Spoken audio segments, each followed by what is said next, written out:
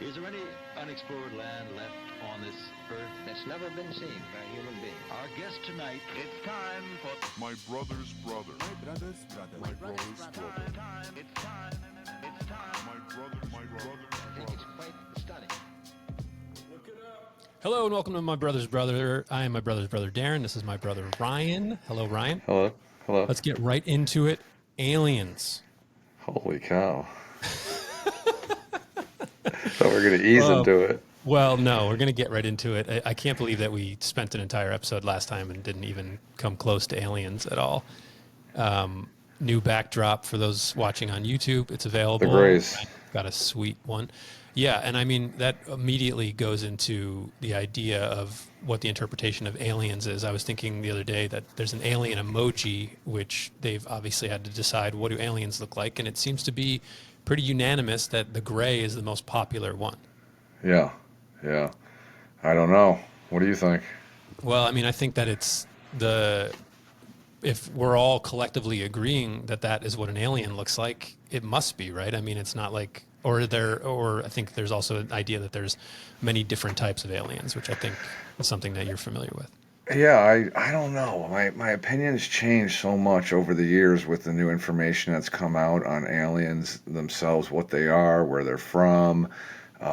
Let's start with where they're from. Obviously, my beliefs have changed about outer space and Earth itself, so I no longer believe that they've come light years away from other planets. I think it's more likely that they're interdimensional, or they're from beyond the ice wall, or beneath our oceans in somewhat of a hollow Earth type underground. I mean, you could still have a flat Earth, and it can be somewhat hollow and cavernous. I mean, Yeah, I mean, it is remember funny that you have to like take into account your new paradigm of what the world is, and then Right. take that, because you've had a long-standing, since we were children, a long-standing belief of aliens, which was very influential on me, and now having to update that and see how that fits into the paradigm of there being us living on a piece of Swiss cheese, as it were. Yeah, but the alien stories that I grew up with were, what would you call it? Secondhand accounts when you read it from somebody else. It's a story that you then read. Yeah. That's not a first-hand account, right? Yeah, firsthand would be you experiencing it. Right, yeah. Yeah. So but the stories, I feel like, I don't know, the older stories, the witness accounts have more credibility than today. Just because we didn't know really what was going on back then, like the Betty and Barney Hill story. Are you familiar with that one? I am a little bit, but why don't you, for the listeners? That one was a couple. I don't know where they were from. I want to say Pennsylvania, but it was, God, when did it date back? Maybe the 60s or whatever. And they were an older couple, and they were traveling. And the story goes, missing time was involved. All of a sudden, they were traveling in their car. The last thing they remember was some sort of object hovering over their car that was brightly lit, and then a massive amount of time had passed by, hours, and they would wake up, their clothes would be different, they'd be seated in different positions in the car, things would be different and off in the car. So she had hypnosis done, hypnotic regression, I think they call it. And her account is that of the Greys. But what's fascinating about her story, Betty, Barney Hill also had similar stories to her in separate accounts and separate situations. But what's fascinating about hers is apparently she was shown some sort of constellations by the aliens on their ship, and she was asked during hypnosis to write those constellations out, and they were perfect according to modern day, what we know, what's up there in the sky today. It matched perfectly. She's got no background in any type of science. I think she was a housewife. And so that was odd in itself. And then she gives like vivid descriptions of what happened to them. And they've had several accounts through the years. They've written some books, and there's a lot of physical evidence. She had marks and scarring on her body that were unexplained. So things like that. And then the Travis Walton story that they made the movie Fire in the Sky. That was, come on, to this day, that hasn't been disproven. That in itself was a very weird story, So, Yeah, that was, for those who aren't familiar, Fire in the Sky. That's probably like late 80s, early 90s movie, done very, very well and really impactful at a young age.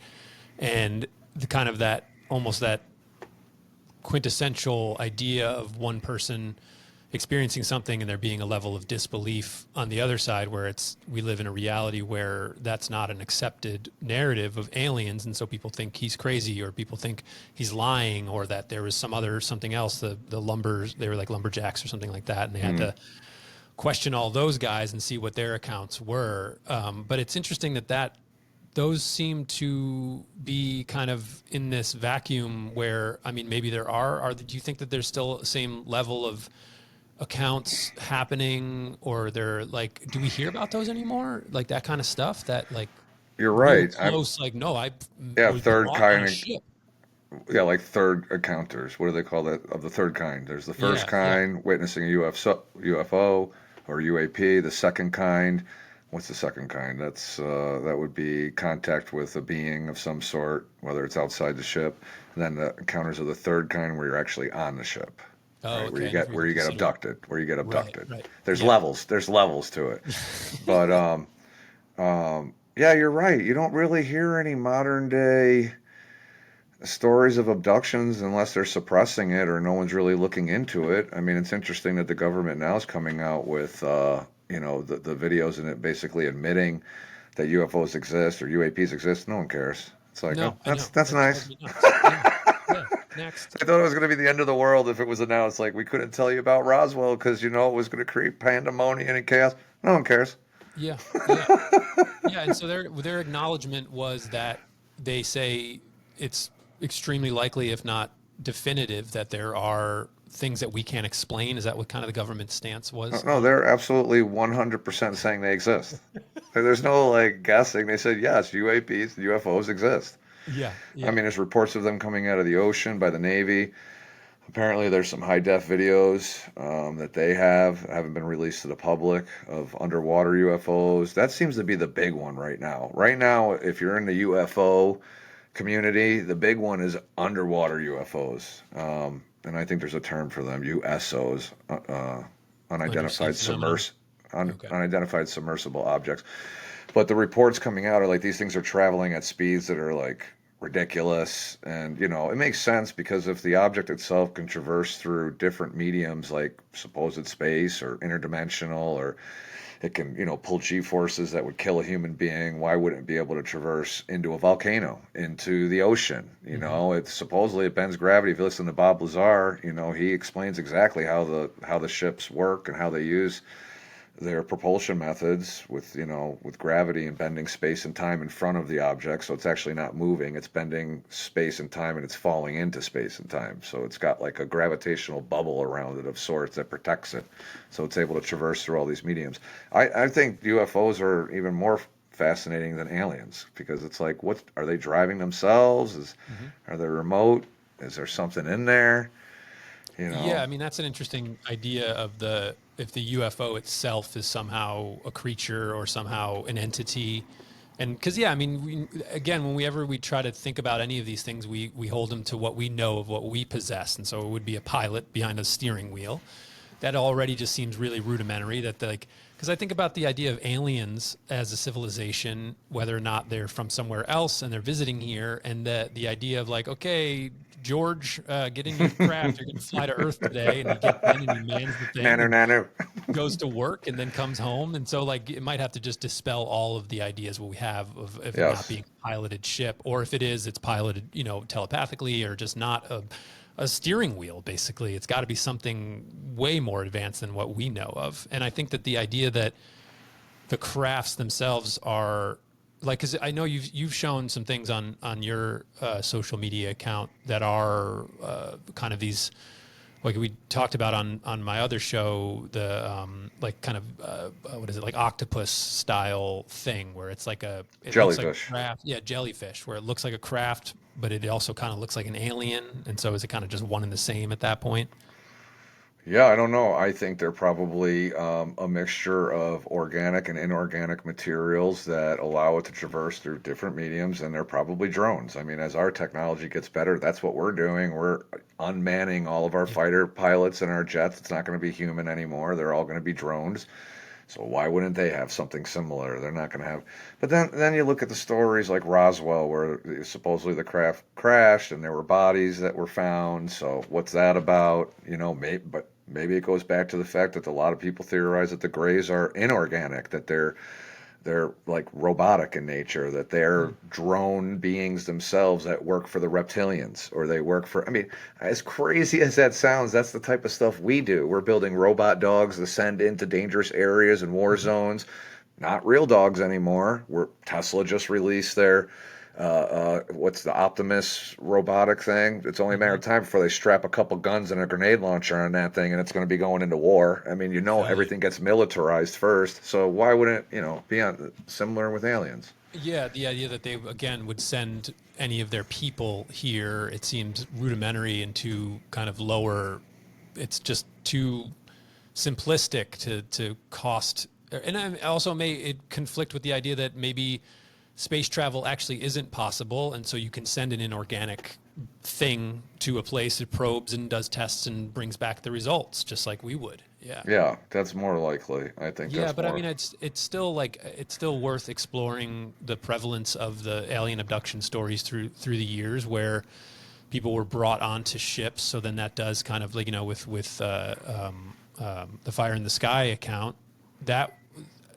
I mean, that shit is so compelling because I think it was the first time outside of the Roswell incident where there was just an account of vivid ship structure and infrastructure within the thing. And I mean, he ended up in like a pod, almost like the Matrix, where it was like taken into this little jelly pod. And yeah, I mean, I think it's still worth, like, why would that be dismissible if it's, I think it's really, it's just impossible, I guess, to try to figure out any of this shit. It's like whatever theory feels most comfortable and fun for you to explore.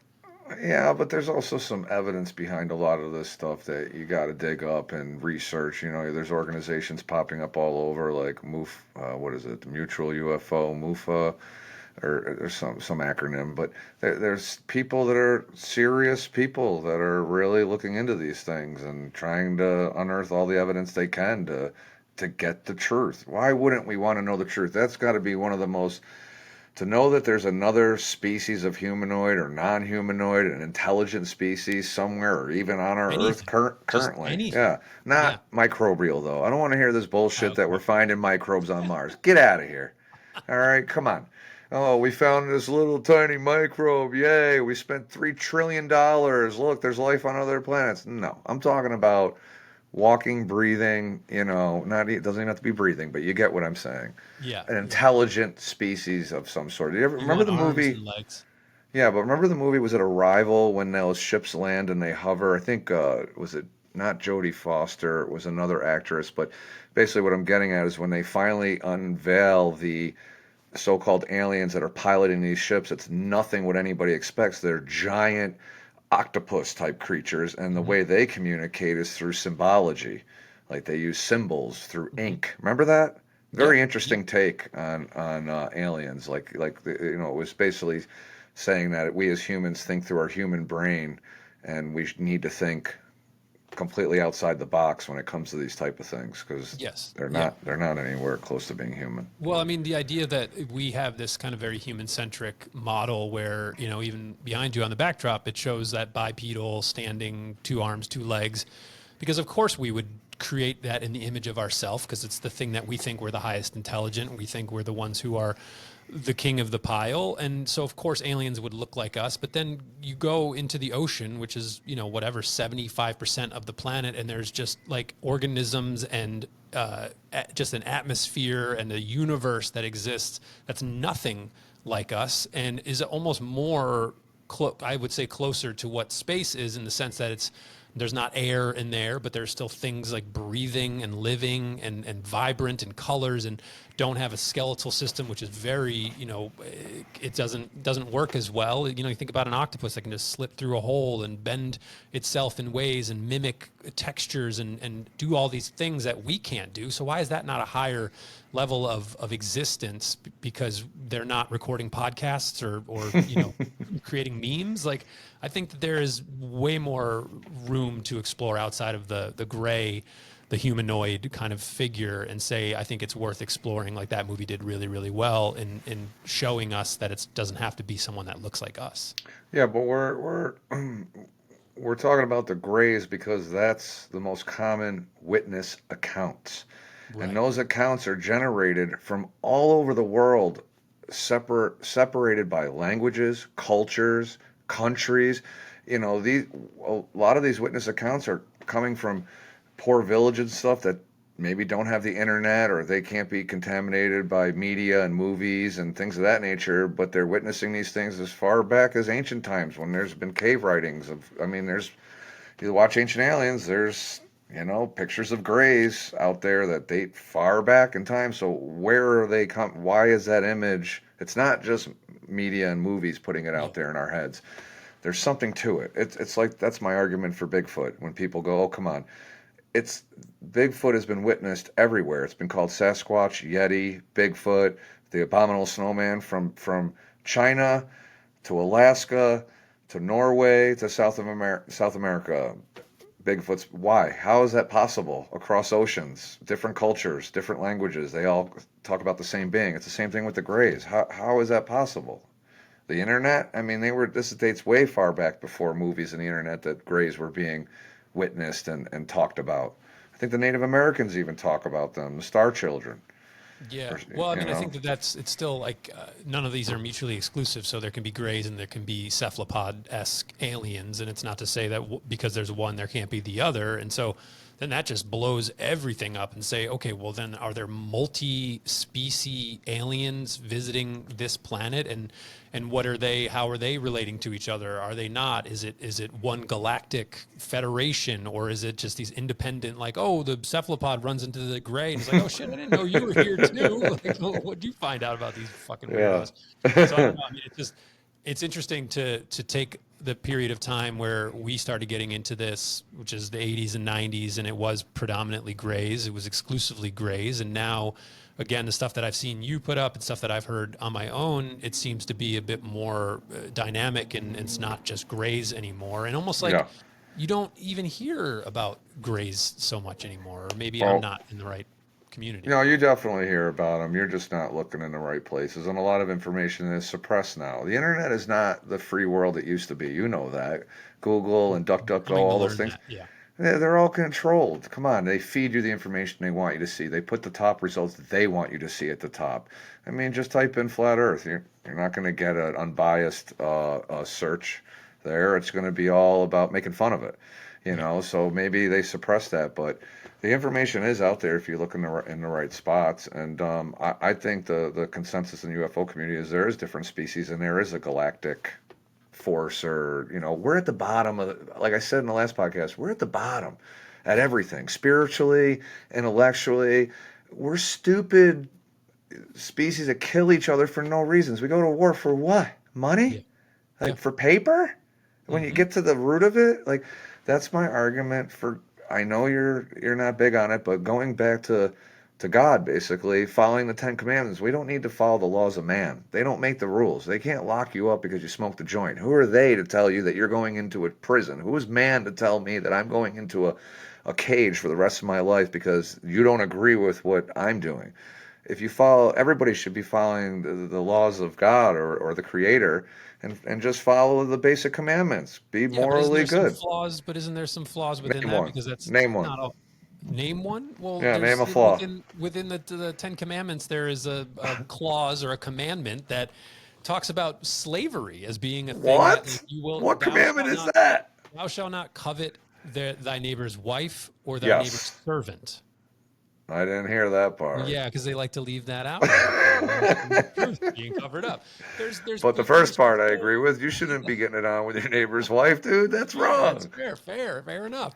But there is still command and power even within that set of 10 Commandments. I don't think there should be any commandment, because that's still I mean, as much as you might believe it comes down from the Word of God. If it came down from the Word of God, it's still being translated by man, and the man might be being like, yeah, I like the wife thing, but also the slave thing. Let's add that in as well. God is putting anyone in sort of that's where it all falls apart, is because there's still some hierarchy within that system. Yeah, I mean, you're not wrong there. It's tough. Human beings are complicated species, but I think if we had, like I said, a reset and get away from materialistic items, we need to level up spiritually to start communicating with these other beings. They don't want nothing to do with us. It's like us. It's like, telling people that are watching the bills, hey, you guys want to go out to the Amazon and talk to some ants? I mean, I'm sure they'd love to have a conversation with them. Like, no, dude, I'm watching the game. I don't want nothing to do with them out there. Yeah. That's what the aliens are saying. You want to go down there and go talk to some humans? Dude, they're stupid. They're blowing each other up and killing each other. I don't want to talk to them. I'm busy right now. I'm doing research.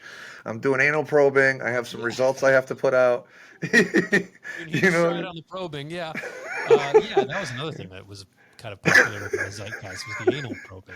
Well, it's just a medical thing. I mean, you go get a colonoscopy, it's an orifice. They're probably, it's just, well, there's a lot of sexual things that go on during abductions, apparently. And that just makes sense. We do it to cattle. We extract semen from all sorts of mammals to try to split DNA and combine DNAs. It just makes sense they would do the same thing to us. I mean, the big thing with women being abducted is being pregnant and their pregnancy being stolen from them. Hybrids. I mean, there's reports of women crying during hypnosis, stating that they felt connected to their child that was then birthed and taken away. And when it was they got to meet it later on in later abductions where they met their child, but it was a hybrid. I mean, and again, a lot of these subjects, when you look at their backgrounds, these are not conspiratorial internet people. This is like Betty Homemaker that just is making a pie for her family coming over on a Sunday, and she doesn't know where she is from 3 a.m. till 5 a.m. And she doesn't even want to ask questions, but, the questions are answered, and then weird things are discovered. That's the word I'm looking for. Uncovered and discovered. Just to kind of go down the line of hybrid and history, ancient aliens, all that kind of like what we've been piecing together as some sort of cohesive history of human and the interaction with aliens. And I know that there's like so much material within the 9 seasons of Ancient Aliens. It's incredible that they're still going, but it is cool because it's just like, why not keep poking at it? But I'm not too familiar with it. I'm not sure how you are, but just with the idea of like the Anunnaki and the influence of there being a culture that came and influenced us, whether that was through just cultural influence or through actual like genetic intervention or ways of like, what is the idea there where we kind of the idea around human history and the missing link, and that there had to be some level of intervention to have us jump from, if you believe in evolution, which I know you don't,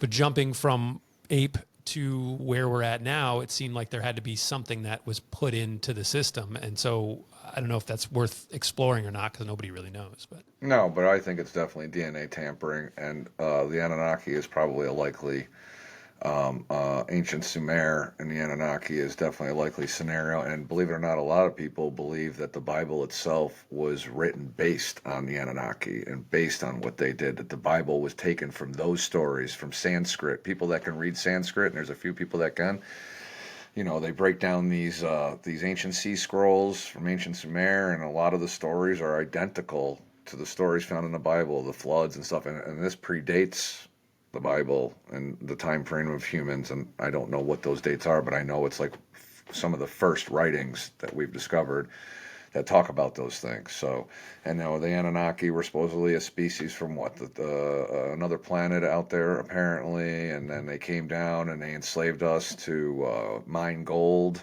Apparently, they needed gold for whatever reason, and they used us, or they genetically manipulated us as apes into a more intelligent species so that we had the ability to mine the gold for them. Mm-hmm. I think that's basically the root of it. Yeah, they wanted chains and earrings, and they wanted to be blinged out. I don't know. I think it's more likely for their crafts or whatever they were using to navigate. I mean, gold itself is a very weird material. Yeah, I mean, it could be that they got what they needed, and then they produced what they needed in terms of creating a class of enslaved kind of people, and then they bounced. Like, I mean, there's also no reason to think that there had to be anything left here worth exploring anymore. They could have gotten what they needed and got the fuck out of here. Yeah, why not? We do that today. We go to a diamond mine, we clear it out, peace. We just destroyed the land. We got all the diamonds out of it or all the gold, and we go down to the next spot and we leave a mess where we left. Yeah, yeah, So, I mean, if we're doing it again, why wouldn't something or someone else do that? yeah, yeah. It's fair. And then, like you said, we're genetically manipulated and then they leave us behind and we're left to our own devices and we have no guidance. We have no spiritual leaders. We have no fatherly figures as a species. And we leave the weak settle to the bottom, the strong rise to the top, the confident ones, they may not even know more than you. They're just more confident. And then we follow those so called quote unquote leaders because most of the people on earth are living in fear.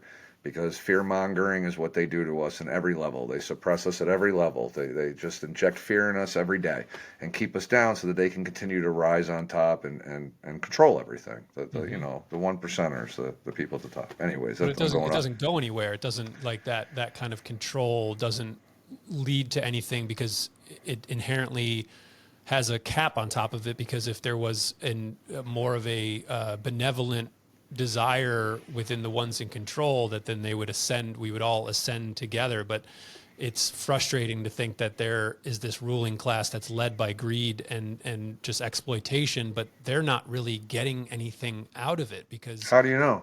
Well, I mean, what's the end goal? Just that you've acquired more resources than the person below you? Are Yeah, you but with those happy? resources are gonna attain the things that they're trying to attain. You know, maybe beyond the ice wall, like we talked about, with unlimited resources and a new type of living over there, and a complete reset from everything, a paradise. You know, they live in so-called paradise. Maybe they're developing drugs and formulas that are going to let them live to, like we talked about, 300 years. You know about adrenochrome? I mean, you know that the elites, they're drinking that down like it's Kool-Aid. You and I can't get it, you know, but we're not killing babies. I mean, that's what they have to do, Yeah. and that's real talk. And these people are occultists, and you know they're using black magic and dark energy and Satan and evil spells, and if you don't think that stuff's real, dig into Hollywood. I'm telling you, all that stuff's real. It's run by a certain ruling class, like you said, and they use everything at their disposal to attain the most power they can to maybe, again, for various reasons, live forever, live out, you know, basically we're parasites to them. We're just, in a way, we're worker bees, Yeah. you Is know? it possible for us to still live a happy life in spite of all that? Or does it feel like it's always just what's the point? No, because that's the half glass full, half glass empty. I mean, you know, it's perception. It's you know, it's your bubble. I mean, there's people, again, there's levels to everything, and I always tell people that are feeling down and out and stuff, and it doesn't matter what level you're at. You're as a human, it's natural to always strive for more. So we may look at the guy driving a Lamborghini and saying, "Oh man, I wish I had a Lamborghini. That car's awesome." And that guy sitting in that Lamborghini saying, "I wish I had a private jet. I hate Hmm. this Lamborghini." And the guy with the private jet saying, "I wish I ran a country." And it just Hmm. keeps escalating. You know what I mean? But your happiness is is how you create it yourself. I truly believe as the years go on that happiness is friends and family. As corny as that sounds, money when you're sick, are you thinking about working or how much money you have in the bank? No, you're thinking about getting healthy. When a family member's sick, are you worried about that? Maybe to help them medically, but you're not thinking, they did a study real quick. They talked to senior citizens in hospice and they asked them the same question, what's your biggest regret you live with? And all of them said, not spending enough time with my family and friends. Not one person said, I wish I worked another 40 hours. I wish I made another $10,000. I wish I would have bought more of this. I wish I bought another. Nobody said that. They all said, I wish I had more time with my kids. I wish I had more time. I wish I didn't, pass up that whatever with my friend to go do this. It was always time spent with loved ones. So, you got to really focus on that's what's really important. And that will build happiness. I think the support system, an honest support system that are going to give you good feedback, not lie to you, not bullshit you and tell you what you want to hear, but what you need to hear. And they have your best interest at hand. And keep a small group of people around you. Don't look for 500 acquaintances. Look for 5 core good friends, that are not going to laugh at you if you're crying or you're upset. You know, Yeah, I I mean, want more money. That's really what I want ultimately. I mean, listen, money is in the world and the structure we live in. It does make life easier because that's the reality of what we're living in. But you don't have to make it that way. You just have to lower your standard of living sometimes. I mean, it's what's important to you. Do you need a 65-inch TV? I mean, I know people that live with no TV in their house and they're okay. What? Yeah. No, it can't be. Yeah.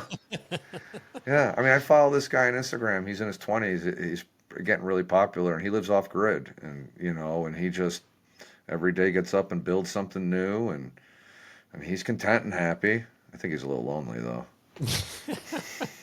Well, I think the idea of like that we don't know what we're here for, and that may be because we were never meant to be here in the first place. If we were manufactured in some way, okay, so that sets us up with, well, shit, we never had a purpose when we weren't even supposed to be here. So if we can be here and find a purpose, and I think that is such a profound thing, and that plays into like the idea of being old and not having your purpose, which may have just been your job and showing up at your job every day and having that purpose.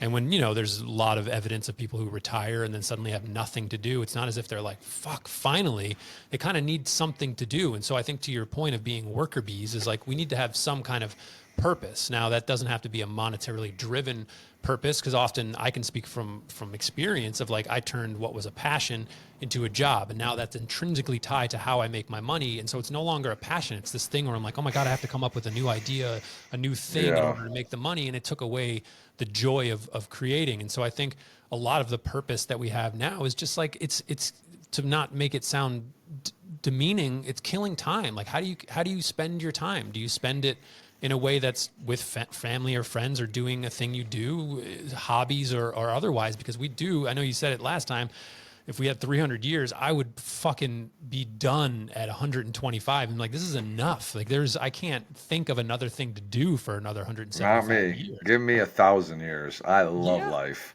I love it. Well, I love I life love too, but No, give me 1,000,000 years. I want to live forever. I mean, I don't get these. I don't get that. Give me 120. I want to see what 1,000 years from now is going to be like. And if I got to sit on the couch and wait for that, I will. I got the time. I got the time. But it's what do you mean? I feel like we don't have enough time. I got so much crap to do. I don't have enough time in the day to get it done sometimes. I mean, you just got to engage in things, Yeah, find but what what is the stuff that you need to do that like you feel like you don't have enough time for? I mean, what could it be? me? Yeah. What, that I don't have time for? Yeah. Well, my job itself is an 8-hour job that occupies 8 hours of my day. So, Yeah. from 7 to 3:30, I have to be at work. So there's a large chunk of my day. Yeah. And then when I get out of work and, I'm got to eat and do some recreational stuff, maybe some jiu-jitsu, that takes up a couple hours of my day. By then it's 8:30 at night, and then I got to eat dinner and, feed the dog and stuff. And then you want some personal time to settle in and relax. It's 9:30, and you're falling asleep by 10, and then the day Yeah. starts all over. At Yeah. least that's how my day works. And if Yeah. I was retired and I didn't have that 8-hour slot, yes, I would probably still be working to some capacity, doing some side jobs, helping people out. But if we got rid of all the work, like if you're alluding to what would humans do without a purpose, I think the purpose would be to help thy neighbor. The purpose would be to live. It would be to go out into the garden, and that would be the work. The work would be to live. The work would not to be to generate money for corporations so we can buy things. That's not what we would be doing. If we had a giant reset and we can do this all over again, and you'd say, what's the purpose? The purpose is to develop communities and small groups of people or large villages where we get out every day and we help thy neighbor. What do you need?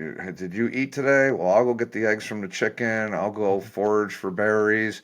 Going back to basics. I mean, whatever that entails. Everybody would have a purpose in the community to do something, and you would have to contribute in order to be part of that community. I think that's a really simple idea. It is, yeah. And I mean, I think it lasted, or it happened for a millennia where that was what humans did and got by. And I think that kind of was more of an equal footing with an ant on the ground or a deer in the pasture was, for the most part, all other species live to live. Like they have to, Yeah. they spend most of their day foraging and looking for food. And then there's time where there's just this inherent desire and drive to procreate, which fortunately for us, that's built in to be extremely pleasurable. But there is like things that we did forever and got by. And then as far as I understand it, it wasn't until like agriculture was developed where it went from hunter gatherer, where, you know, we're moving to the next pasture because we've depleted all the resources in a very harmonious way. And we'll move here and we live within the seasons and all those things. And then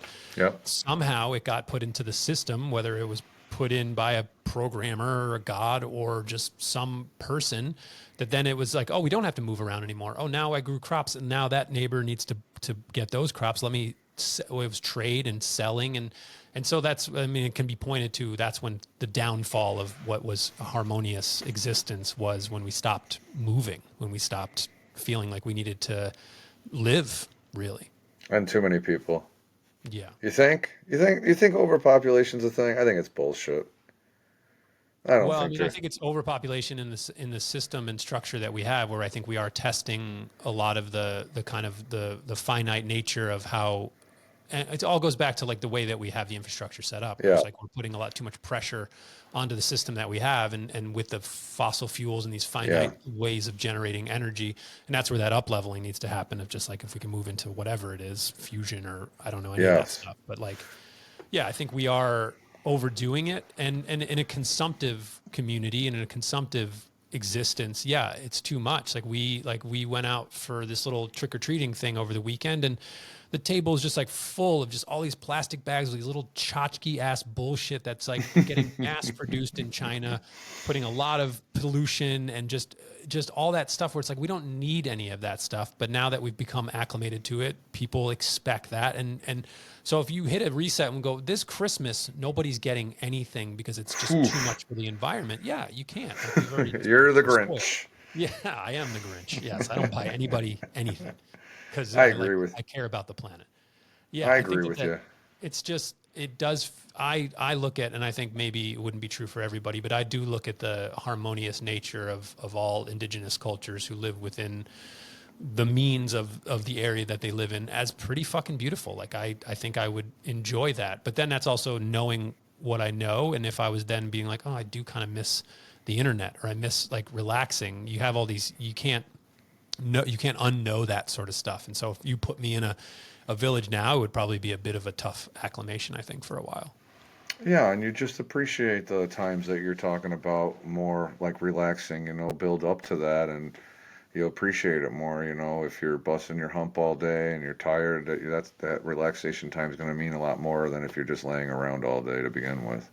Yeah. Well, I think it's also the thing that separates us from the ants on the ground and the deer in the field is our capacity for you and I just to have this long form conversation about these things. And it's interesting to consider human history and the development of arts and expression, where it was a lot of time in the day that was spent kind of just being in the village. And then someday one person was like clapping and going like, oh, clap, clap. And then somebody else was like moving. And there's just this idea that I think where art was developed was that we have the capacity to like imagine and wonder. And also the benefit of like, I work 8 hours a day. I can't think about coming home and beating on a drum, but there was that built-in time for just expression and then, movement and art, where like, yes. The idea of the people who first painted an antelope on the wall. Like, why did they do that? Did they do that as a form of communication or as a form of expression of just like, I saw this beautiful antelope today and I feel compelled to draw it on the wall? Like, what? I think it's a little bit of both, I think. But that's all by design. They're suppressing our creativity on purpose. Yep. They don't want people to be creative. They don't want people to be critical thinkers. The school systems tell you that right off the bat. It's memorization and regurgitation. It's not critical thinking. You get yelled at for voicing your opinion at school. They'll tell you what you're going to learn, and then that's the way it is. It's his story, history. It's not the truth. It's what they want you to know. So that's the goal of making us worker bees and putting us in a system where we don't have time to critically think. And it's like you said, when people start thinking about ideas like flat earth or aliens or whatever, they go, who cares? I still got to go to work on Monday, that whole thing. But if people stop thinking that way and put more thought and critical thinking into these other things that lead to spirituality or just outside of the box thinking, maybe we'll uncover some truths that weren't given to us before, by the people in control that are giving us a story that they want us to know about. Maybe there's a lot of other truths that are going to open up doors for people, and more people will wake up and realize and tune in and drop out, as Timothy Leary used to say. Yeah, but I still got to go to work on Monday morning. No, maybe you don't. You really don't, though. You know what? That saying is kind of bullshit, because you really don't have to go to work on Monday. That's true. Yeah, you do and you don't. I mean, If you you want don't. to have the things that are afforded when you go to work, Right, which is a exactly. home and food. But again, you don't have to have those things either. Go live off grid. If you really want to get out, go live in the woods. No, I don't want to do that. Well, just exactly. Well, you I can know, do yeah, that. yeah. You can go be homeless if you want. You I can know. live in a pretty lit homeless camp now. Yeah. Yeah. I I mean, mean, I the live on homeless camps are kind of similar to what the village was just like, we right. don't have to do anything today. So what do we do? We do fentanyl and meth. Kill some time. Well, yeah, but that does play into maybe the village mentality, is that there's still where we've developed this desire for that we haven't facilitated our ability to be in harmony with nature and have this ability to just be at peace, is that we still like we are a people who need something. And so like of course that's why alcohol and these, when you took away the harmony of the Native Americans, they turned to alcohol and then the numbing of all the pain that they experienced. It's not like we took them and put them on the reservation and they're like, okay, we'll live here still in harmony. We when we're suffering, we still reach out for the things that numb us. And it seems like by design, like, yeah, here's more alcohol, here's more drugs. And we put people in these prisons because it's just too much to be present. I mean, like sitting in meditation, which I've been doing for a couple of years now, is fucking really hard sometimes to just be like, but there are a million things I need to do. I need to worry about the bills I owe and all these things. And like that radical nature of like, yeah, no, I don't have to do any of that stuff is hard. And I think again, by design, it's made it so even harder because we got a lot of shit to worry about. Really do. Yeah, and it's harder when you have people that depend on you. If you're just completely solo in life, you only have to worry about yourself. It's a different ride. If there's other people that depend on you, well then yeah, you have to do certain things that you normally could get away with just being on your own. But and nothing's easy in life. I get it, and there's going to be ups and downs, and you got to just celebrate and appreciate the times that are good and when you're healthy, because there's going to be a time when none of us are. But Yeah. again, it's all done by design. I mean, if you and I decided to drop out tomorrow, put the money we have together, and go move out to a piece of state or federal land and build up from the bottom of nothing, they'd kill us, like Waco. They would say, oh, they're not paying taxes and you're not hooked up to the electrical grid. Did you know that when you live in a suburban neighborhood or anywhere, and let's say I'm living in my house right now and I decide, I don't want to use electricity anymore. I'm just going to unplug everything. I don't need electricity. You still have to pay a service fee for the electricity to be connected to your house. Why do I have to pay for that if I'm not using it? It's like they force you to be into these services. It's the same thing, like, again, Waco's a small example, but those people just wanted to live up on a hill by themselves and be left alone. They wanted to drop out of society and do their own thing, and the federal government went up there and killed them all. I mean, women and Yeah, there's children. a little bit more to that story. Ruby Ridge, it's pretty cut and dry. They were just patriots that wanted to live up, be left alone. And people were messing with them. They were on, land, they were encroaching on federal land or something like that. And then, you had the ATF, and then there was a standoff. It could have been handled completely different. There was some new Yeah. documentaries brought up about that. But, these people weren't really bothering anybody. I mean, he wasn't going into town as a mass murderer. They just wanted, and there's other stories. I mean, maybe that one's Well, not the Waco best. thing, Maybe that one's not the best one. No, but I mean, I think that I agree that there's always like kind of heavy-handed approach, that there's always some kind of overuse of force, that there isn't this kind of diplomatic conversation, because when you have an inherent structure like the government and you have anything that's opposing it, there isn't really like, okay, let's find a middle ground where we'll let you live here even though we've established all these rules. But something like Waco, and I know it's not the best example, but David Koresh was kind of a nut job, and he brainwashed, which, you know, people have to kind of be willing to be brainwashed to a certain degree, but he was like, I don't know, I guess maybe I'm just spouting off whatever the propaganda is against him, but from what I have gathered in my own research of watching the documentaries, it was like, it's kind of a nut job. And So let's blow him up. yeah, no, I mean, that's not the right thing to do, but yeah, I don't know. I think that there hasn't been a perfect example of Yeah. people living harmoniously outside of the system. And to your point, it's probably by design. You don't get to. What about Ted Kaczynski? What about him? He was living out in the woods by himself. He was also sending like bombs. Yeah, I know. I'm just joking. Yeah, he was a bad guy. No, I'm just joking Yeah. about that. No, I get what you're saying, but I'm saying it's not as easy. It's like, it's weird because again, it's man telling another man where they can live on Earth. It's like, you're not allowed to live here. You got to live in the confines of this. Oh, and there's an imaginary border over here. Don't cross over that line. We're going to shoot you because now you're in another country. Well, what's another country? It's an imaginary line we made up. It's still part of the same Earth, but you know, you can't cross over it. You know, just like Antarctica. Don't dare go to Antarctica. You know, anyone listening, don't even attempt it. The warships will surround you and they're going to kill you. They're protecting the penguins. Well, Antarctica's an interesting one. It is, yeah. But anyways, we'll, I digress.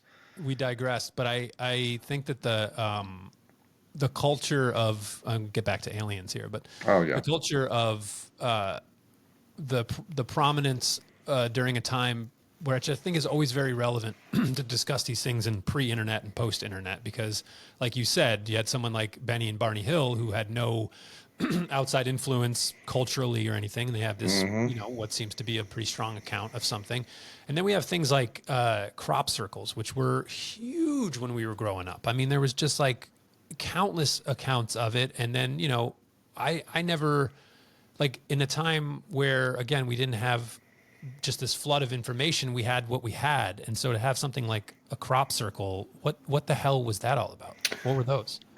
Let me tell you something. I believe in crop circles. Okay, I was back and forth on those for a while through propaganda, but now I'm wholeheartedly back in them. Have you seen some of the latest designs? Do yourself a favor, get online and just type in some. And you know, I know there's AI out there, and you know, you got to be careful. Fucks all that stuff up. It does nowadays. It's so hard, but there is some. You can find original photos that are authenticated, that date back pre-internet and whatnot, and.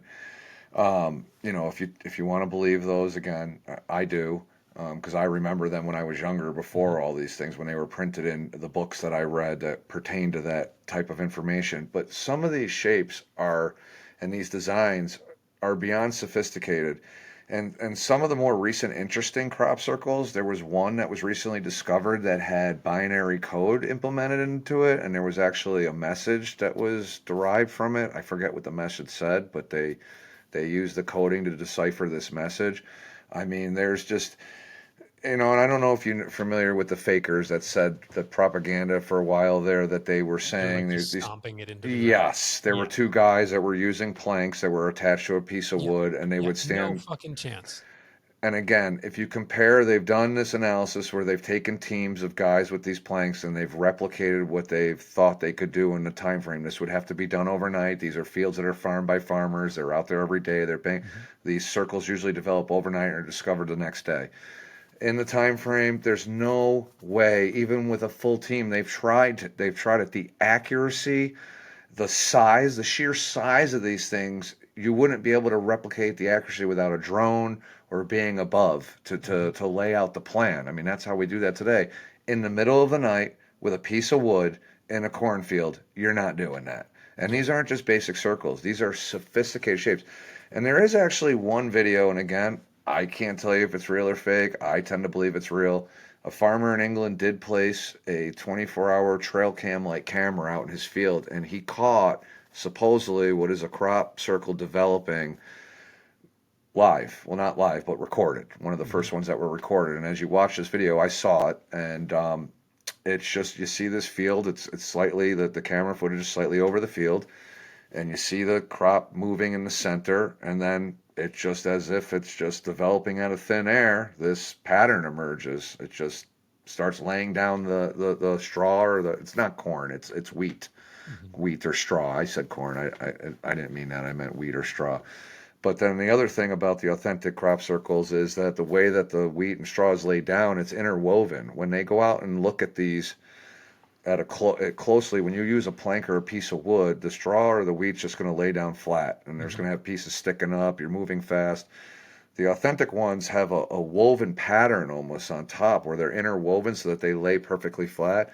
And then they brought Geiger counters out and they discovered traces of radiation around, or signals of radiation around the authentic ones, which would, I don't know what that implies, but basically those signatures are not there with the fake ones. So they've compared the two. And again, what they are, maybe it's a way to communicate with themselves. Maybe they're not Hmm. communicating with us. Maybe they're saying, "Hey guys, you could stop over here for gas." Yeah. Or, here's some good cows because that's another one that's very mysterious. Have you seen this video? And I want the listeners to be able to go to things that they can see for themselves, and I Yeah. wish I could provide links, but there's a video on YouTube, very interesting, and this one's unexplainable. Again, this farmer has a camera in his barn to look after his livestock. It's a cattle farm. And in the middle of the night, about 3 in the morning, one of his heifers falls through the top of the roof of his barn and comes crashing down into the stall below. The questions that are asked are, how did the cow get up there? He didn't climb up there. This is a metal roof barn that's 30 plus feet in the sky. And when you watch this video, it's quiet and you hear, a couple cows, and then all of a sudden, boom, and this heifer comes crashing through the. I mean, come on, this is an authentic. This is a real video, Yeah. and a lot of Okay. people think it might have been, drawn up by UFO because again, going back to the cattle mutilation stories, when you look into cattle mutilations connected with UFOs, these farmers, they state they see strange lights in the sky. They go out to their fields the next day and their cattle are destroyed. And it's not just killed, they have laser type incisions around their vital organs. A lot of them have their blood removed with nothing else. They'll have a small incision and the entire blood is removed from the cattle. Specific organs are targeted, like they are able to get access, like the way that they use the incisions. It's a very medical way. It's not just some kids cow tipping and playing pranks here or somebody trying to get We used to do it revenge all on. the time. We would withdraw all the blood from that was a classic thing. The old blood drawing game. You tip them over, you suck the blood out. No, but you get what I'm saying. Like Yeah, I they, wonder. I always can't help but think of the kind of the impact that these things that we hear about secondhand, and then thinking about these farmers who are just doing their thing, and then they right. have to live with like no one comes and explains to them what happened, and then just that like the repercussion of having something that's completely inexplicable happen on your Yes. farm is wild. And that's what the one farmer was complaining about, actually. He said, "Listen, I don't give a crap about UFOs. I care about my cattle that are dead. I got no Yeah, money. My insurance won't cover it. yeah, No one believes me. If you yeah. want to believe me or not, fine, but somebody's got to do something about my cattle." And I Right. think there was Skinwalker Ranch that Hmm. Robert Bigelow, remember him? Do you know Robert That doesn't sound Bigelow? familiar. Billionaire hotel magnate. He bought Skinwalker Ranch. He was on Rogan's podcast. He's a huge UFO and paranormal guy. He's spent millions I think he actually donated a lot to MUFON. That's what the organization is called, MUFON, the UFO organization. But he bought this ranch that the government was interested in, this piece of land that had all these weird anomalies. There's a TV show on Discovery about it, but there's a lot of factual information and sightings. And a lot of people think UFOs are drawn to certain areas of the earth, hot spots, hot points of the earth, and how do I know? That could be true. Yeah, They're yeah. spotted in certain specific areas more often than other areas. I mean, you don't really hear a lot of UFO landing in Times Square or being Well, spotted what over about the one you brought Chicago. up a while ago that we didn't get a chance to talk about, but that there was a sighting above Niagara Falls? That's a good one. That's a good one. So, and that's not talked about a lot. And I'm interested in that one because it hits so close to home. I live so close. I'm half an hour from Niagara Falls. Hmm. And the story goes, you can look into it, that apparently during the day, which is very rare, There was a sighting of a metallic ship over, I want to say, the Horseshoe Falls. The falls are divided into two. You have the American Falls, the Canadian side, the Horseshoe Falls, because it's shaped like a horseshoe. So just to give a general idea where you're looking. And this metallic object was witnessed by several people. I don't know if it was caught on video or camera. I would hope so, because so many people are prepared out there with cameras and videos. But there were witness accounts, I believe they were interviewed. But what's more interesting about this, which offers some more validity behind it, and this is all backed up. Again, you can go on YouTube and watch this. About 2 days later, the tourist facility, the tourism facility booth there in Niagara Falls, had a couple workers in there at the time. Well, two men walked through the front door, none other than the MIB. Correct. And you can laugh all you want, but they're a real group of people. They made a parody movie with Will Smith to make it laughable and funny so that when you mention things like this, people laugh it off. There's a reason why they do these things. Okay, they make a mockery of it. So now when we talk about these subjects like UFOs, aliens, and Men in Black, they're laughed at. Oh, come on, the Men in Black, what is he going to, disappear your memory?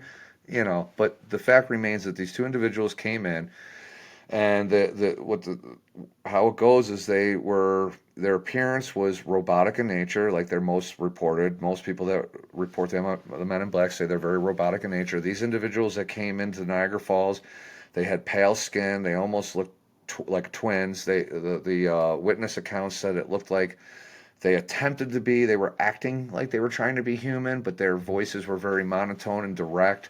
No facial expressions. They had matching black hats, matching black suits, matching black overcoat, shoes, the whole nine, just like you would Looked just guess. like Tommy Lee Jones. Pretty much. And they were asking questions like, who was working on the particular day that the UFO was spotted out there, and the response was, we can't give that information out. Like most employers, they're not going to. What were their names? They were persistent. They kept repeating the questions. What were their names? What was their work schedule? What time were they here? When are they going to be back? When are they working again? And it got to the point where these people apparently said, if you don't leave now, we're going to call the police. Who are you? They started asking them questions. Who are you? Not getting any answers. And the two individuals left. Now, there is surveillance video of these two individuals coming into the facility. So it's one of the most rare videos of Men in Black caught on video. A lot of times they're not, so when you watch this video, you can decide for yourself again whether it's real or fake. I tend to believe it's real. It seems to be real footage from the place, and it's very interesting. I mean, with the witness accounts and the video tied to it, I think it lends a lot of credibility to it. Why would these people make up the story, especially 2 days prior when there were third-party witness accounts to the object in the sky? And then it matches up with the Men in Black. That seems to be the narrative with all these things. When people see an object and they get close to it, or maybe they get video or they get some sort of evidence, they get a visit the following day or a couple of days later from a strange organization that nobody can identify, usually driving a dark colored vehicle with nondescript plates, and you never hear from them again. They ask a few questions in a threatening manner, they let you know that they know, and they're on their way. I almost want that to happen to me.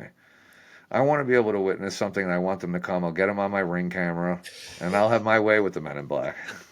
I feel like they're always pushing around people that aren't going to speak up. That's true. Yeah. You know what I mean? They would be tested with you for sure. Yeah, I mean, come on. It's like, dude. Yeah. Anyway. So that's where our tax dollars are going, huh? Men in Black. No, I think I think they're again, like you talked about multiple alien species being on this earth. I think they're a humanoid species of some sort. I think there's some sort of galactic community, and they're just making sure people are on the up and up, and they're not talking, and they're staying in their place, and they're scared. They're scaring them, and because nobody walks away from the Men in Black saying they were such nice fellows, I invited them in for tea. It's always like they were scary, they were robotic, they were stern, they were repeating themselves, they weren't answering me. It was very threatening in nature. So I think they're probably maybe an alien species of themselves. Again, how do we know they're not, trying to look like us? Again, wouldn't we do that when we go into an animal enclosure? A lot of times we dress as pandas so that the other pandas are not afraid. I've seen that. It's true. Right? Yeah. Yeah, I do it all I the time. mean, and then the pandas just look at you weird, like, look at this weird panda, and there's Yeah, something off about this panda. We just can't figure it out. It's the same with the Men in right, Black. They right. look like humans, but there's a term for that too, and I can't think of it. When human beings can sense something is off about another facial structure, there's a The term for it. uncanny valley. Yes, there it is Yeah. right there. You just naturally know something's not right about these fellas. I can't put a finger on it, And but that's they probably look how you human feel enough. about Zuckerberg, right? Oh, he's reptile. Come on. Did you see him drinking water? He's like that. He's like that. Ah, yes, ma'am. I mean, come on. Well, that's He's a what is hunt that? now he's a jacked reptilian, dude. They're Yeah, I like know. Yeah, he's got his riz he now. got into jiu-jitsu. Yeah, Now yeah. he's friends Well, with it's all the okay. They UFC upgraded his fighters. skin. They upgraded his skin. We're like, let's make him try and make him look a little more humanoid. Yeah. I mean, Yeah. come on. So does that play into the kind of just the idea, the through line of something like the Men in Black being humanoid in nature, but integrating themselves into the community?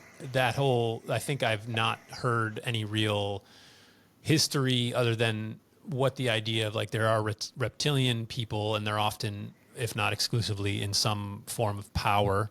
And so is that kind of a remnant of when there was maybe the Anunnaki, and that there's always been the ones who have stayed and ruled over the worker bee class and making sure that everybody stays in line, that it kind of falls into that kind of reptilian theory of that there are people, there are overlords that are existing Yes. with us. Exactly. Draconian reptilian overlords. As psycho and crazy as that sounds, that's what it is. They're at the highest levels of politics. They're at the highest levels of government. They're at the highest levels of the military. The Queen of England was suspected of being a reptilian. I mean, why not? You Well, why know, not? Yeah. there's an interesting video again. I keep mentioning videos because they're interesting to look at. Whether they're real, you're gonna have to make it up on your own. Decide for yourself. But there's one you can watch. It's very compelling. It's during a speech by Barack Obama, and you can type in, I don't know, reptilian discovered morphing during Obama's speech, and I believe it was in Israel. And they had the Israeli television on scanning the audience during the time. And they didn't zoom in on this fella, but he's one of the Secret Service agents. He's a bald-headed guy, and right away when you see him in his normal form, there's just something off. Again, that uncanny valley. You're like, this guy doesn't look right. And the camera's not deliberately filming him, but they caught it by accident, and it was never deleted or taken back. Now, as you watch the speech carry on, and the editors have zoomed in on this character because it's so weird. You can see him morph live in real time. His cheeks change shape. It's almost like his reptilian uh, invincibility cloak is being taken down, or he's morphing into another character. But you'll have to see for yourself to see what I'm talking about. But you can see the bone structure change. His head changes, his cheeks, his jaw, his teeth, his nose, everything. It's wild to see. I've showed a couple people the video and they had no explanation. They're like, "Yeah, that's pretty weird," Yeah, And I got to again, get you back could to work. Like lunch is pretty over. much, Yeah. pretty Well, much. I mean, But it's still kind of in the same vein as the farmer who discovers his mutilated cow and then yeah, has to go about, okay, well, now that I've been introduced this reality that is inexplicable and I can't even begin to imagine, yeah, I still got to go back to it. And so it's funny because it's like almost irrelevant whether or not we are being ruled by human beings 100% or reptilian humanoids. It's just like the fact is that there is power over us. And I guess I I mean, it is quick and easy to call someone crazy for entertaining these ideas. But at the same time, why would that be any crazier than anything else? It's just, I think it's you don't too. think something that looks human that could potentially be a frickin' reptile in human skin is not worth looking into? Dude, like I love you, but sometimes I think you're in a box here, okay? And you got to get out of this box. These things are What do you very want me to do these about it? are very you need to take them a little more What am I seriously. I going to mean, do? you Like keep Google going it? What back, do you I do? keep Google it? no, but just, I don't know what you could do, but just look out for them. I mean, I don't I just I mean, Here's how I equate it to when people go, well, I don't care. You know, what does it matter? Okay, let me ask you this. I Yeah. put anybody, not just you. I put a fence 12 feet around your house. The fence is 30 feet high. You can't see out of it. You have 30 feet around your house. That's it. You're going to want to get past that fence? Am I Most going to want to likely. get past it? Yes, Yeah, of you're course. born into this house. I put a fence around it. You have 30 feet of property around you. You become an adolescent, you're an adult. Are you going to wonder what's on the other side of the fence? Sure. Hmm. Okay, now I expand that prison. I bring the fence that you can't see through. It's 100 feet in the air, and I put it 10 miles out. And now you have 10 square miles of whatever you want to do, your life. It's kind of like the Truman story. Hmm. Okay, and now you venture out to that wall. Do you want to see what's on the, yeah, I want to see what's on the other side wall. When does enough for you? Is enough for you the United States of America? Is that good enough for you? You don't want to see? Is it good enough? The ice wall good enough for you? You don't want to see what's behind? I'm good inside the ice wall. You know, when is enough? I want to know everything. If they know more than I do and there's more out there, I want to know about it. I don't care if it's beyond Antarctica. I want to know if there's another, Yeah, you but that's know. believing that there is that. That's I live in the reality where I don't believe that there's an ice wall, and so then I don't have that inherent Well, then go curiosity. to Antarctica and let me know. In this I'll economy, support you. We'll fundraise it, and you'll show I've that had you a can. I've had a dream to pursue, and this would be a long form like Netflix series that we would do, where I pursue becoming an astronaut and become successful and get into a shuttle and fly up, and I take a selfie with the Earth, round Earth behind me, and I say, "In your fucking face, Ryan." Okay, That's the that's a dream, that's Ryan. a good sci-fi series that I'm looking Yeah. forward to seeing. Fantasy, because it'll never happen. You're not going anywhere. You can't get past the dome. And that's real talk. You can go into suborbit and go weightless and hover below the dome. You're not getting past the dome. There is no space. You better wear a wetsuit because you're going to be in water. You're not going to be floating in some sub-zero. Come on. You know, let me ask you a question just Please. briefly on this that I wanted to bring up last time. Yeah. Why is it that we can't replicate Earth on Earth? If gravity is holding the oceans onto the Earth, right, Mhm. because of the sheer size of it, why can't we make something as big enough to replicate exactly what's taking place on the Earth? I thought about this after we talked last time. I'm like, well, let's just do a miniature Earth on Earth. If But gravity's it real, wouldn't replicate the same thing because you just answered your question because you can't make something large enough to mimic the oh, so what gravitational size does force. gravity have to work at? So The so size of gravity so gravity can hold the oceans in, but not a butterfly. what? What does that mean? I can jump up in the air Yeah. because gravity's weak, but it's strong enough to hold an ocean to the Earth. I don't I don't know. Huh. Tides work on the ocean, but not on lakes. Why? Tides work on oceans but not on Yeah, lakes. why are the tides work on? The How come moon. river? Yeah, why doesn't the moon affect a giant lake or a river? Though that water's special. I You mean, are sassy, I man. mean, dude, these are questions that we need to ask. But I feel like there's answers. I just don't know them. The answers are from Neil Tyson Degrassi, who makes you feel like an idiot, and he's smarter than everyone else, and he says things like "boom" and the science doesn't care about your opinion, and he talks louder than you, and Yeah. come on. Yeah. Yeah, you know, you heard that the new thing that they're talking about I sent you, where each grain of sand on Earth Yeah. represents a trillion planets? Yeah. Dude, think about that. You want to I ponder do. I do. something? I do think about it and Go it to the makes beach me and pick up a hand of sand. yeah. Yep. Yeah. A trillion planets, and we're wondering if aliens exist? If that's really true, shouldn't there be life everywhere? Yet Yeah, the well, that is the what is that? The Fermi paradox, where it's just like the sheer size of it should denote. I don't know, man. I when I hear those, which are they're very soundbiteable, and we live in a time where now that that's being passed around social media, and it makes everyone have a reaction. It's almost maybe that's like part of the program to have this kind of I don't know. I don't know. I guess I don't know what the agenda would be on the side of them making up something like, yeah, let's make because I think wasn't there just like a recount of like or he was like, "Oh no, we thought it was billions. It's actually trillions." And so, like, what is the updated mode there to just be like to make it more unbelievable or to make it more awe-inspiring? Like, what? I still don't know. Yes, a little bit of both and money. Yeah, You know, they have to have new quote unquote discoveries each year. You know, isn't it funny how we yeah, have a new Mars rover every year? We just saved the Earth from another asteroid that was, you know, within 1,000 miles of us and almost took us out, but we sent a space probe up there. It's always something else to keep funding hmm the ginormous budget of NASA. I mean, let's be honest here. NASA was started by Nazis. Okay, yeah. Nazis. I mean, they ran NASA. These are the guys we're believing today. You know, it's a big money laundering scheme. They're going nowhere. They're doing nothing.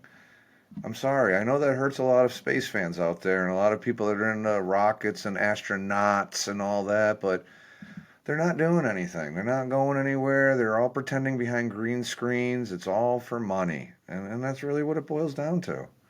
I don't That's the like it. reality, I like huh? to believe. I get way more excited in believing that there are trillions of planets and galaxies out there. That's just more exciting to me, and it makes Trillions? me sure whatever. Even if there was hundreds, it's just like it just kind of it doesn't matter after you hit a certain I number. I don't think any of the planets out there are rocks. I mean, you have gaseous planets. How is a planet a gas? Have you ever wrapped your head around that? No, I've never tried to. I mean, really, you're calling a planet a gas? So Yeah, how is that a planet the same as Mars? You know what's interesting? When you take the word planet and you remove the T, what do you have? it's plain. Exactly. That's what we're on, brother. We're on a plane. What do you mean? What does that Okay? mean? Because we're We're on not like on it's okay. we're not Flat yeah, plane. we're on a flat plane. We're not on a planet. I mean, come on, the idea, years ago planets were called wandering stars. hmm When you look up, I sent you the video. When you look up in your telescopes, you're not seeing a rocky, hard planet. We don't even know if they're circular or spherical in nature. They could just be a disk. They could be flat themselves. They could just be some sort of existing light from the past. I mean, I just, I used to be into that stuff. You know that I loved all that hmm Nova discovery, and it's ruined everything for me, by the way. I don't, I mean, I don't really get pleasure in any type of science movies. I can't Yeah. watch. I wanted to watch that new one with Ryan Gosling about Neil Armstrong. hmm I remember he plays Neil. Yeah. I was into the Tom Hanks one, Apollo 13. All of hmm that's fake now. I don't even entertain that anymore. I don't watch anything. If it's about planets or space, it's done. I don't even look into it. The last one I watched was Gravity with Sandra Bullock, and it was hmm ridiculous. It was That one absolutely got a little ridiculous. ridiculous. Yeah. Yeah. And so those days are gone for me. And here's an interesting little tidbit I want to mention while we're on the subject for any of the listeners. Do yourself a favor, and you can use it as a drinking game. Any movie or any TV show, and I mean any, during the show or the movie, keep your eyes peeled for a globe of some sort. 99%, 99.9% of every movie, every television series will inject some sort of picture of the Earth in a spherical globe like structure, whether it's a globe sitting on a teacher's desk or a picture of a planet Earth. Somewhere it's injected in there just to keep it on the people, just keep it on them so that they keep believing the lie. Wow. Okay. Yeah, Well, yeah, that I is a good mean, challenge for sure. I'm gonna never be able to watch something without looking for a I globe. know. I recently got into it myself, and it's distracting, but it's eye-opening. I'm like, damn, there is everything is showing the Earth of some sort, Yeah. And Yeah. there's no real pictures of the Earth. That's a little concerning, don't you I think, know in that one modern is day? weird, and what I've been doing Huh? is trying to like fact check through my now consummate kind of oracle, which is ChatGPT, which people have feelings about. I go, my brother says that there's never been a picture of Earth. Is this really true? And I mean, it's there. It does sort of talk about the idea where you've said there's like kind of composite images, but I don't know. I just like that is a hard one because I'm like, But how there how isn't. It's not hard. yeah. There is no pictures. What are you having a hard time with understanding on that? I'm not being condescending or No, mean. I know. I I'm just think that asking there's what do you have a hard time with that particular issue? I thought I've seen. I thought You did see them. Composite sketches and artist renderings. And all the planets as well. The photos of Mars, that's done in Greenland. You know, when you see the rover they take a robotic thing that is the rover. They do it over in Greenland or in the Arizona desert. They put it like they put a filter over it to make it look reddish, and there you go. Yeah. I mean, I don't understand when NASA themselves say they lost the telemetry of the space flights, and they themselves say they hire a rendering artist to replicate from the data, from the math and data that they received, what it would potentially look like. They don't know what the colors of these planets supposedly look like, or what they're, all that, jazz in between. There's never been a photo. Why can't they do that? End the flat Earth debate once and for all. Turn the Hubble telescope. Turn it around. Yeah. Just do it. Yeah.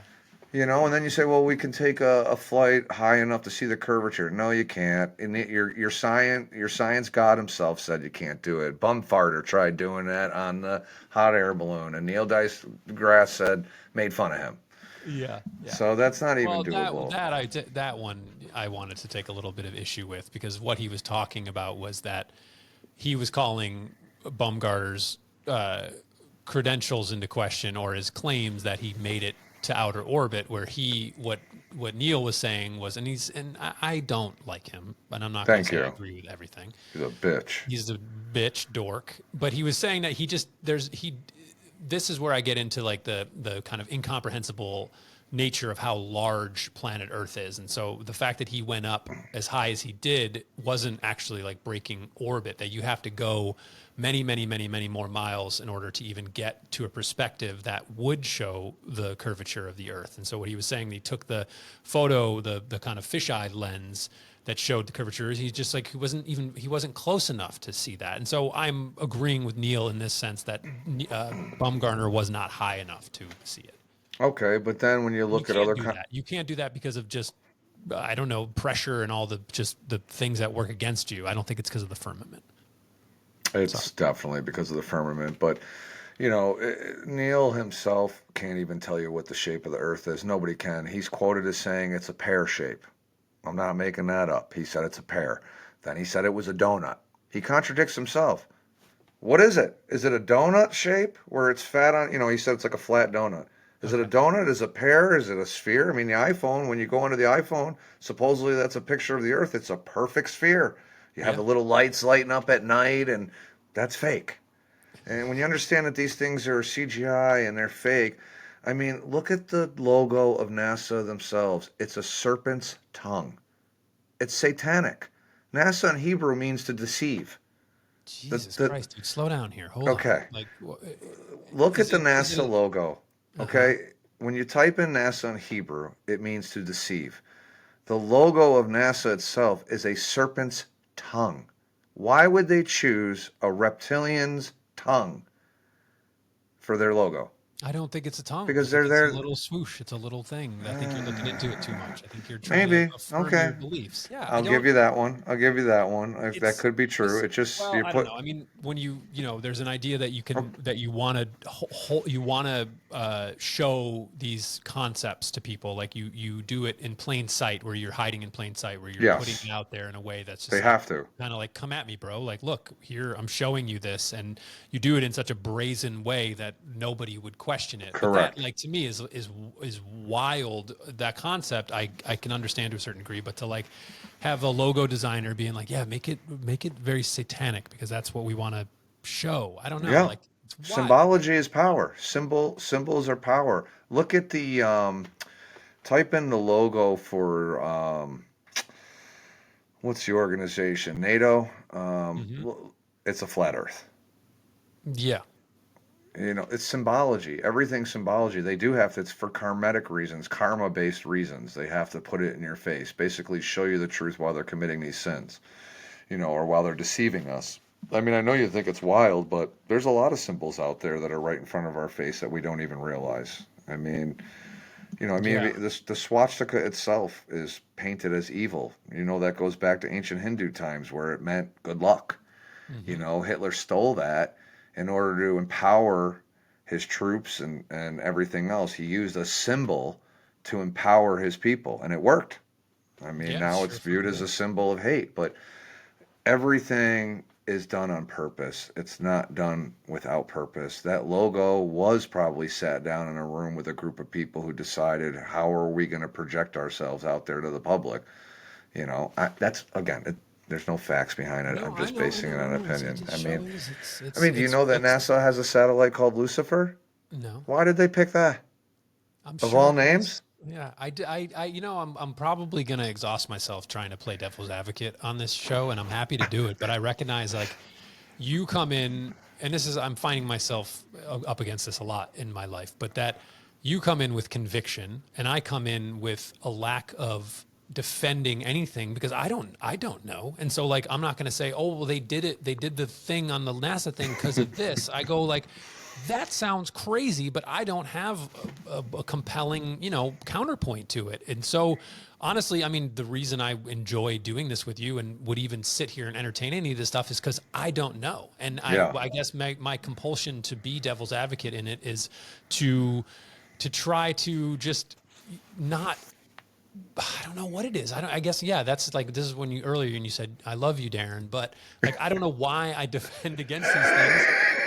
I don't have any good reason to. I don't know. Like, it's because I guess because I just don't. I want to be the good boy who goes along with the things and doesn't get into trouble. And getting Yes. and talking about these things is kind of troublemaking a bit. Is Right. like But inviting a certain level of, like, yeah, trouble. you're totally right, and I understand where you're coming from. And yeah, I'm not married to any of these ideas other than ruining my love for movies. It's really done nothing to Your interrupt friendships. my. Yeah, actually, it has destroyed a couple friendships. But on a positive note, what it's done is when you start questioning things in life, you start protecting yourself and your loved ones. And I hate to go back to it, but COVID. Hmm. If people spoke out and did more critical thinking and questioned the powers that be, maybe they wouldn't have been so quick. Because, like you said, being Mr. Good Boy led to a lot of people getting a very bad boy injection that Yeah. is now causing massive health problems for people because they were so quick to comply with daddy government instead of Hmm. thinking for themselves. And again, maybe your interest is not flat earth or aliens, but maybe your interest is in some other department. But when you start seeing the lie over here, that means the potential for the lie is also over here. Hmm. Like it's like the boy cried wolf. I mean, use these things as tools. You don't have to invest yourself wholeheartedly into flat Earth, but if you question it at all, maybe it'll open your eyes to something else. Maybe that'll open your eyes to this or that. I mean, I started small. I just believed in aliens, and then 9/11 came around, and that turned me around, and then 9/11 turned into baby killers and demonic adrenochrome drinkers, and then reptilians, and then now I'm at the pinnacle, which is flat Earth. But then flat Earth then turned me back into believing in a creator and living a little bit more better in my own life and thinking a little more positively about an afterlife and things of that nature. It's just snowballed. But again, you got to have that type of intellectual ability to think about those things. Some people either can't or they don't care. They don't want to occupy their head with their headspace with that material because it's just in the way of the Bills game. I mean, it's a little sad this day and age when people can quote off a stats of a football Yeah. player but can't tell you the Fourth Amendment. They Right. can tell you why it's better for this team to do this to win the Super Bowl, but they can't tell you why a vaccination may not be healthy for their children. Hmm. It's what you decide to educate yourself with, and I just think people are educating. There's nothing wrong with watching sports and unwinding and having a good time, but again, when you can quote Jim Kelly's, and I don't even know these players, that's the only guy I know, but Jim Kelly's stats like that, but you can't tell me the First Amendment or the Fourth Amendment, or you can't tell me your own civil rights or who the vice president is. I know I used to laugh at those things, but those things are somewhat important. They may not be important to you, but I think they're more important than an athlete's stats, and that seems to I be where agree. we're at. I agree. Yeah, I mean, I think that there's a lot of injection into the program for distraction, which we talk about a lot, and just again by design, and you have to have some empathy for the people who do retain sports statistics and say, wow, you fell into the program quite well as the worker bee Yes. who gets all of your time, a huge amount of your time throughout the week devoted to the bottom line of a corporate interest. We're going to give you entertainment, and that can be your existence. And you, I mean, I sometimes envy people who enjoy sports as much as they do because they have a passion about something, and it is a communal just collection of people who, like, when I mean, this is the perfect example. Growing up, all of my friends are diehard sports fans, and I came Yeah. into, when we moved to Western New York, I didn't have that. Dad didn't impart that on us as sports people, so I was Right. always fringe in that. And so, like, we're on a Sunday, they're like trading facts and stats and all this stuff, and I'm left out as the outsider, and it does feel a little ostracizing, not to the degree that it felt like it was hard or anything, but I guess, you know, to that point is like, you can understand and empathize why somebody would be so into sports, because Yeah. it's easy and fun. Yes, and that's It's a why I game. stopped. Exactly, and that's why I stopped using the term globetards, because I want to stop demonizing people and putting them down. We need to start positivity and waking people up. If we're talking negatively about people that are maybe not informed, or maybe they're into the wrong thing, there's nothing wrong with that. Like you said, empathy is important. I would rather lift them up and encourage questions. That's why a lot of the things I post or I say, it's just to spark interest. A lot of times I won't even comment under it. I'll just post a video and leave it up, and I'll get a wide variety of DMs, whether you're out of your mind, or can you tell me a little bit more about this, or where did you find that video, or what does that mean? What's the context? That's enough for me, just to spark something in someone's brain to go, I want to know more about that. That's when I know I've done my job. That's what I'm looking for. And you can have an opinion either way. I'm not going to hate you. We could still be friends. I know my beliefs are crazy, and I can laugh Most about of them. your friends are globetards. Yeah, most of them are a little globetardy, but I want to switch terms there. So, Yeah, yeah. I'm trying to again be more understanding, because we need more people on our side and more people to ask questions and more funding so we can get to the ice wall. You know, Yeah. we should start a GoFundMe, get to the ice wall.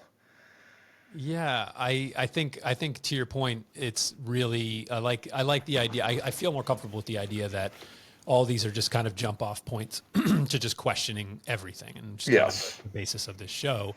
The things that you bring up are really wild and out there, but if you cast your line really as far as you can, all the way to the ice wall, metaphorically, Hmm. along the way, you might pick up something. And I think that kind of comes back to what is in our control and what is just beyond our control. And I think that it comes back to a point of just having an internal willingness to question and to wonder and to feel like maybe we're not being told the truth. And just like, yeah, Yes. because if you crack that open and you go from loving the Bills to being a flat earther, it's a lot. It can be Yes. overwhelming. And so it's just questioning the intention of your local politician. And I mean, I think that I often find myself in this deeply cynical place where I have a hard time just accepting anything, because it's just like, no, it's all just fucking, it's corruption, and everyone is out for themselves. And that's not a comfortable place to be. And so I think it's yeah, I think just questioning. Yeah. You have to, like I always say, and I know we're going to be wrapping this up pretty soon because we're getting to our limit here. But believe nothing you hear and only half of what you see. And you said that, I think, last Which needs to podcast. be But updated, because now you can't believe anything you fucking see at this point. oh man, it's getting scary out there. It's getting better and better and better. And I myself am getting tricked sometimes. I have to really. They had one recently before we end. The Statue of Liberty was covered in a ghost. They made it out like for Halloween. They put a giant sheet over. I mean, this was so well done. I had to Google it myself. I'm like, did they dress up the Statue of Liberty for Halloween? Yeah. No, it was AI. but God, it's indecipherable now. Yeah, well, I mean, Scary times. you flood, then you just flood all the information sphere where we would traditionally get our information, however anybody does, if it's through local news or any of the traditional channels. It's just like all that's just going to be so diluted that it's going to have to be an internal questioning, because to think you can have any source that hasn't been captured or taken by some fucking bullshit. Yeah, I mean, that may just come back to just like sitting quietly with your eyes closed and being like, what do I feel about this? How do I feel about this? Because thinking that you're going to be able to Google the truth, I mean, that's long gone at this point. Yeah, we're gonna have to have a separate underground dark web search engine, and That's even just, that. it's the show. This is what the show is. There It's you the only go. place, the only So, place that there's truth. I mean, we are getting to the end, right? Am I Yep. correct? Yeah, that's Okay. correct. We Yeah. didn't get to touch. I want to bring up next You podcast. give We're them gonna a little teaser for yeah, a next little week. teaser. Stay Yeah. tuned, because I had a request about talking about nukes. We got into it, and I wasn't able to really touch on that. But the next episode, I want to bring up nuclear weapons and warheads, and why I Hell think yeah, they're baby. bullshit. Well, Everything's fake. let's just assume any topic we talk about is going to be how it's fake. So yeah, that's But not these. Those are real, baby. all right. Well, I love you so much, and Love you. thank you for everybody who listens. I been getting some messages. People enjoy it. This is great. I mean, I Awesome. think it's really fun, and it's something I love to do. So Me too. until next time, bye. Say bye. Bye. Oh, sorry. Bye.